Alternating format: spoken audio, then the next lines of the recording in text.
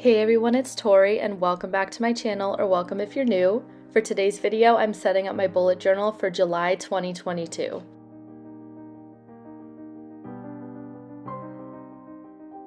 As always, I'm starting out with a flip through of last month, and for June I did this fun s'mores theme, but it wasn't really what I usually do. I didn't have trackers, I had more of a journal style setup, and I'm not going to show you all that today because my journaling is a little bit personal to me, but you could see kind of a blank layout before this monthly review. I just kind of condensed all the trackers and the journaling into one day, and then I actually just released this video for my mid-year bullet journal setup, and I will have that video linked in the cards and down below if you would like to check it out.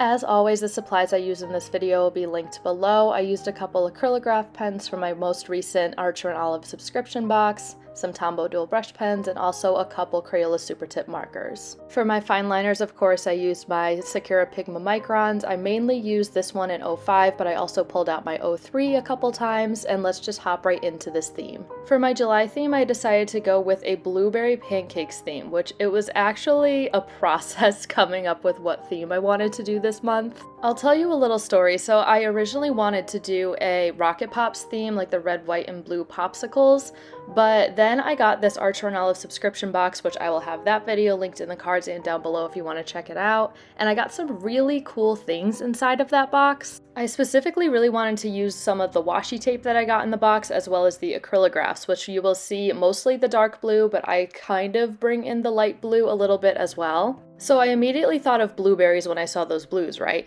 But I didn't really want to do just a regular blueberry theme. I feel like a lot of people do that, whether it's like blueberry milk or blueberry treats.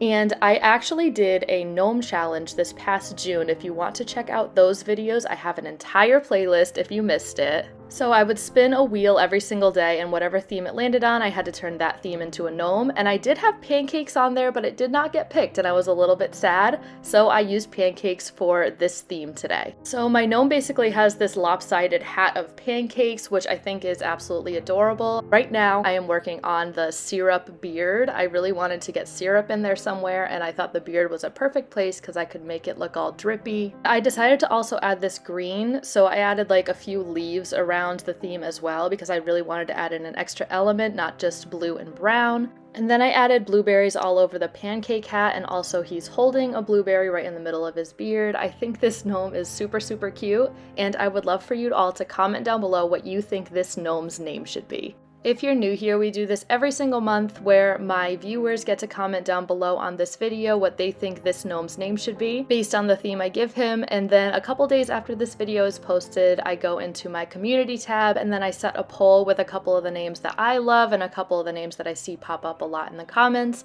and then we vote on what this gnome's name should be, and then I announce it a few days after that. So please comment now. I am so excited to see what you come up with. Now I'm hopping into my cover page, which is where I just put a bunch of blueberries everywhere. I actually got inspiration from Riley Autumn here on YouTube and on Instagram. She is an amazing bullet journalist and does a lot of custom bullet journals, and this was one of the favorite themes that I saw her do in a custom bullet journal recently. So I was originally going to use all paint pens for this because I have a lot of Archer and Olive acrylograph pen packs, but I mentioned in one of my videos, I'm pretty sure it was my subscription box video, I for some reason cannot get some of my paint pens to work, and I don't think it's the brand. I'm pretty sure it's me. I'm just a very impatient person, so that's why I usually go for just like fine liners or my dual brush pens or my calligraphs or even my Crayola Super Tips. That's why I go for those a lot, because when I use my paint pens, you have to like shake it up and you have to like push it down to make sure the paint is activated.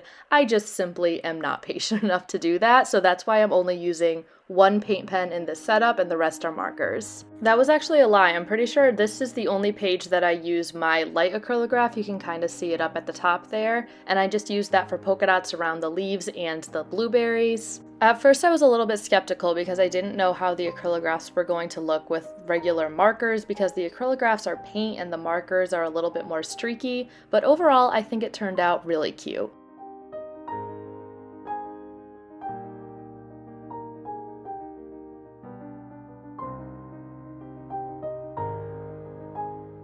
Moving on to my tracker spreads, and yes, I am bringing back my tracker spreads. I really loved having all the days in one, but I've definitely missed coloring in like a doodle each day and doing my habits based on like the month and not just the day, so I am bringing that back this month. So as you can see here, I have 8 habit grids that is all set up for July, Sunday through Saturday, and I'm just going to fill in a little box if I completed that habit each day like I always do. I also have this little stack of blueberry pancakes on the side, which I think is so cute. I should have drawn more pancakes. I just basically did blueberries throughout the rest of the spreads except for the last one. I wish I drew more pancakes. That's what I should have done.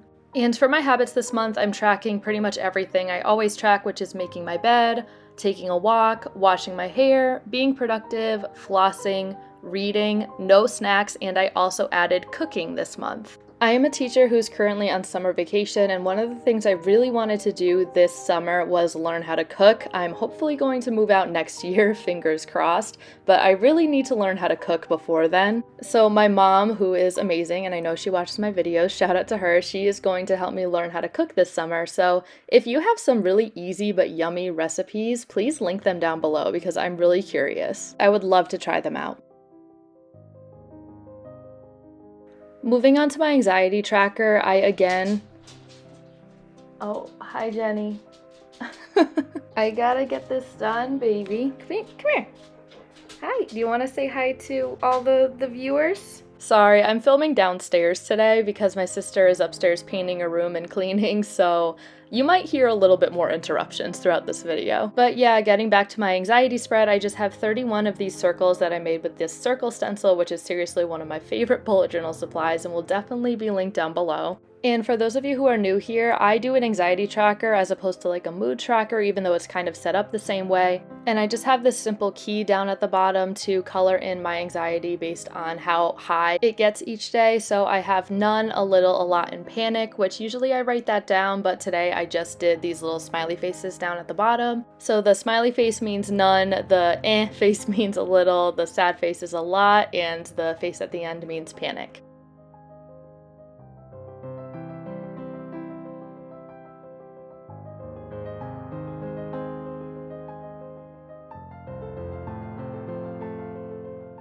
So we are moving on to my 2 lines a day and gratitude spread, and I've done these spreads before, like these logs have been in my bullet journal for forever now, but I am doing it in a little bit different of a layout, and that is adding in a Dutch door, which I have not done since September of 2020, I'm pretty sure. And that's why you see me doing like this random blueberry and leaf design down the middle of the page. I'm going to be turning this page into a Dutch door. And for those of you who don't know, a Dutch door is when you just cut off a part of a page and have it turn into just kind of like this little flap in the middle. It's actually pretty cool, but I never really do it because I'm always scared I'm going to either do it wrong and ruin my entire bullet journal or just make it not look very good. But honestly, today I think I did pretty good. So the Dutch door in the middle, this tiny little flap, is going to actually be my gratitude log. So in the middle of my 2 lines a day, my 2 lines a day is set up the exact same way. I just have this little Dutch door in the middle that is going to hold my gratitude, so I don't really have to keep flipping back and forth between the two, which is something I really struggled with in May. I didn't like having to flip through all my trackers,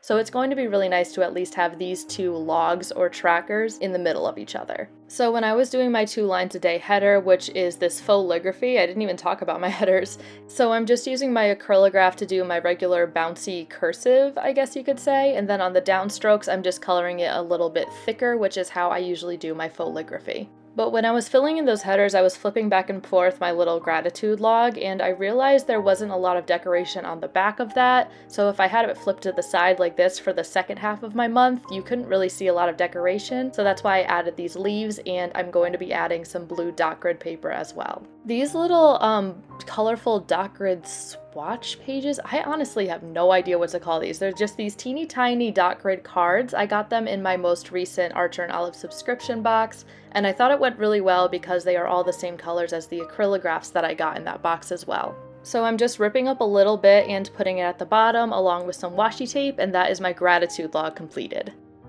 By the way, if you ever want anything from Archer and Olive, please use my code CMCG10 for 10% off your order if you would like a discount at checkout.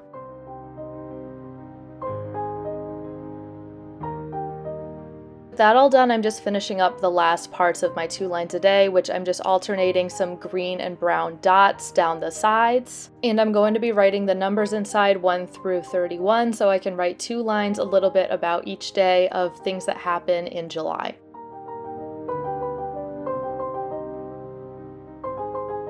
And then I just decided to add a little bit more of this paper on the corner because I had a little bit left from the ripped moment I did on the gratitude log, so that's why I just stuck this there.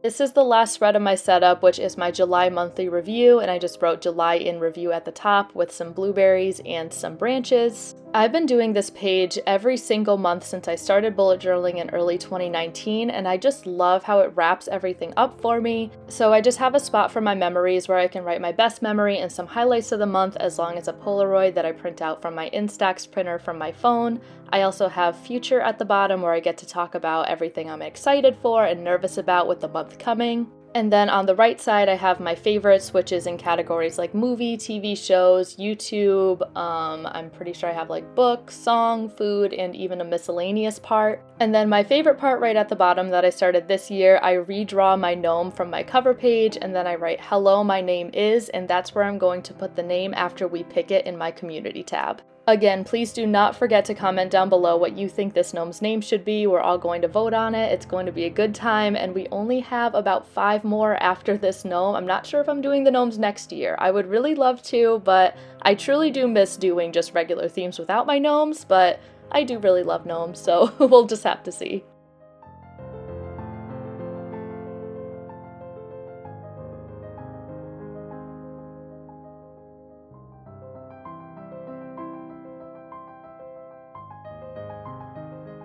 But now I'm just adding in some final touches here and there, and here is where I remembered why I don't usually do Dutch doors. As you can see on the memories and the left side of the future boxes, you can see that as I was coloring in the boxes, there's that line down the middle. That's why I don't usually do Dutch doors. I totally forgot. I don't know if this is just a me problem though, like my paint pens. I don't know if it's just a me problem, but whenever I do Dutch doors, it's really hard for me to write on the page after the Dutch door, if you know what I mean, or even like color anything in because of these lines. And it's weird because so many bullet journalists do these Dutch doors and they do them every single month, and I'm over here wondering like what kind of magic they have or any tricks that they have to like not make it look distorted on the other side. I think that's the only way I can explain it, because whenever I color anything in or I try to write over the Dutch doors, this is what happens. So I love how the Dutch doors look, don't get me wrong, but if you have any advice for me on how to not make that happen on the other side of the paper that you're not doing the Dutch door on, please let me know, because I'd love to keep doing them, but it really is annoying when I have to write or color over anything on the other side.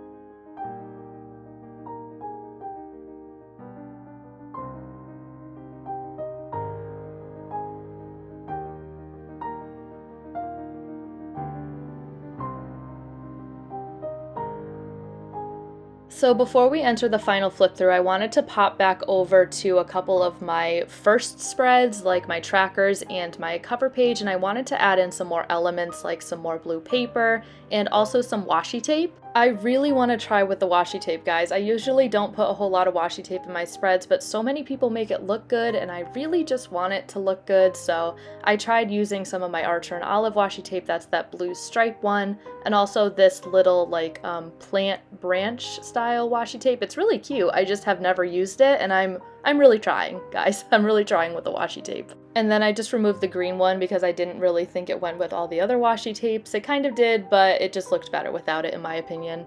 And now we are entering the final flip through portion of today's video, and I encourage you all to comment down below what your July theme is for this year, and also please comment a blueberry emoji if you made it to the end of this video. You guys are awesome, and I truly, truly appreciate you.